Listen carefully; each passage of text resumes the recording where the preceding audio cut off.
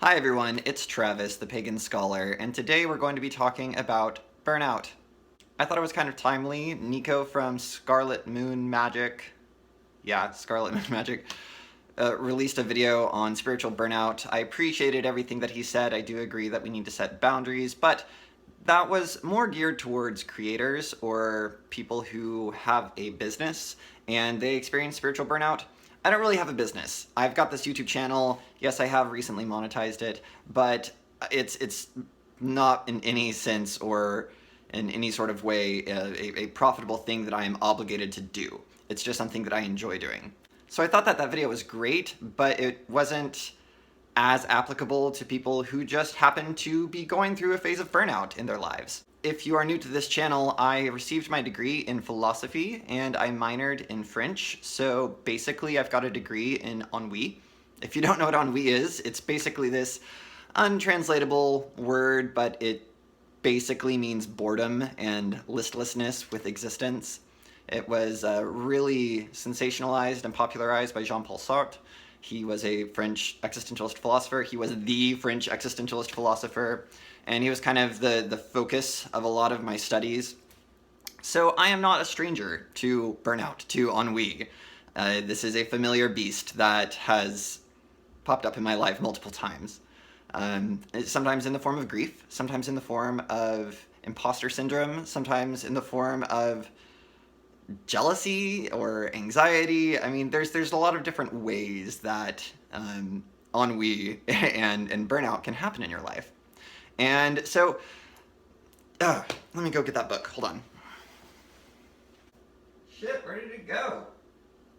So, if you have read this book, Nausea, kudos. I actually have not ever made it through this book because this book is inducive of its title. However, I know enough about existentialism that I know the gist of it. Man finds that he is without meaning in the universe because existence precedes essence, but we can still pull through by art, by creative endeavors, which is sort of Sartre's cop-out by saying, like, I'm sorry, there really isn't an answer to this, but at least we can create things. At least we can sort of make it through, not necessarily have a happy ending, but at least we can do something with this absurd time that we have here on Earth. Speaking of absurd, absurdist, whatever, I guess you can call him that. Anyways, Albert Camus, he's more in school with Simone de Beauvoir, existential feminist, and their reasoning is we must find meaning in spite of the fact that there is no meaning, or not even meaning, but we must find validation in striving towards meaning, even though we know it will never be achieved or obtained. So, yeah, it's kind of grim, kind of dark, but that's French existentialism for you. There is a actual kind of usefulness for this, though. So, in the myth of Sisyphus, he's condemned to perpetually roll a boulder up a hill, only to have it roll down on the other side.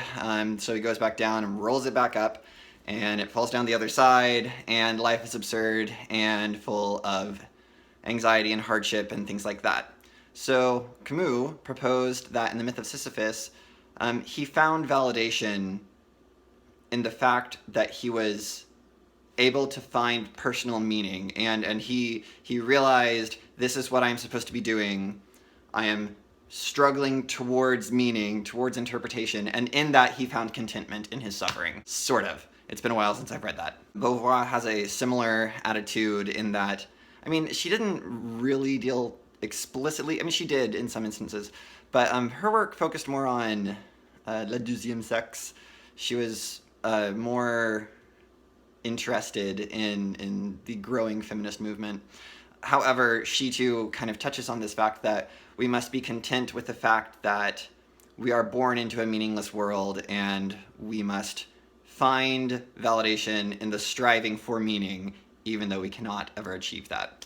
So all of this sounds really bleak and grim, and I'm sorry if this is not helping your burnout. However, for my burnout, which I am currently going through, this is kind of my default mode of being in the world, of thinking about things. I don't take anything to have an innate meaning or a inherent value. I believe we are meaning makers, and we have to strive.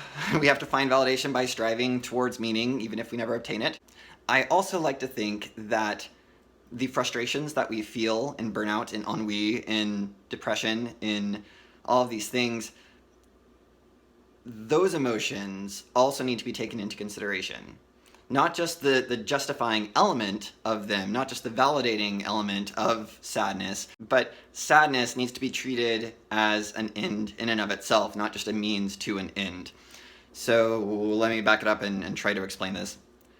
So we feel sadness, we feel anxiety, we feel frustrations, ennui, depression, all of these things. And through that kind of suffering and absurdity, we can obtain validation, sort of, in a very weird existential kind of way. But sadness needs to be appreciated in and of itself, not as just a vehicle through which we can navigate the world towards something. Sadness is, it's kind of like when you start thinking about multitasking. So we like to think that I'm sad and I'm doing things sadly, or I'm dealing with depression and I'm still going to work and I'm still doing this thing and I'm still engaging with all of these personal relationships that I've got going on. And the more that we do while sad, the less that we can assign attention to the things that we're doing, including being sad. So if we start treating sadness or burnout, anxiety, all of those things, as a thing that needs to be paid attention to, instead of a mode of being in the world and doing other things as well, then we can devote a lot of attention to our sadness, and we can understand that we can start to explore it, we can start to really dive into it. When you operate under sadness, but you're also doing these other things that you have to do, you're only giving sadness a little bit of attention, you're only working through it a little bit, and that's how it continues to linger.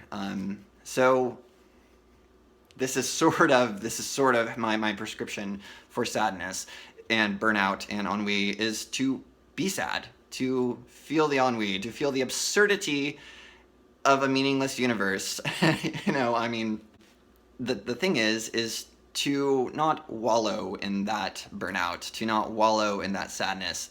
It is important to wade into those waters, to float on that ocean, and to be temporarily consumed by it, to have a kitchen floor moment, to have a true, ugly cry, a howling, I think is a ritual that I've read about. So there's a lot to be said for just truly giving yourself into that moment. The moment is the key. It's not a default. I know I said that it's a default for me, but sadness is not a default for me. Recognizing sadness is a default for me. So to be able to recognize one's burnout, to recognize that one is feeling listless, that one is feeling aimless, set adrift, lost at sea, all of these lovely metaphors that are usually watery, to recognize that life is not always going to have meaning. Life is not always going to be fresh air and magic. It's not always going to be sunshine and rainbows. That we do need to pay attention and kind of dedicate ourselves to our shadows, to our sadness and our ennui for just a little bit, at least. The more that we pay attention to it, the more familiar we can become with that creature inside us, and the more we are ready to handle it, not as one handles an unruly animal, but as one works with an animal. There's a metaphor in Kabbalah in that the body is like a horse and the soul is like a rider, and the two have to work in conjunction in order to be at their optimal prime. If you drive the body too hard, then it's going to fall apart. If you don't pay any attention to the body, then that's going to fall apart too. There has to be a balance. Well, sadness, ennui, burnout, that's sort of like an animal that you have to work with as well. And you have to treat it with respect. You have to kind of nourish it. You have to comfort your sadness. You can't just deny it. You can't just beat it into the ground. So, yeah, I know I've been using the word sadness a lot instead of burnout, and that's because that's what my burnout looks like. I get kind of sad, and it's okay to be sad. It's okay to not be okay. So if any of you are going through burnout, ennui, or if you're even just a little bit sad, it's okay. Sit with your sadness. I hope that you're okay, and if you're not okay, that's okay too. As always, merry meet, merry part, and merry meet again.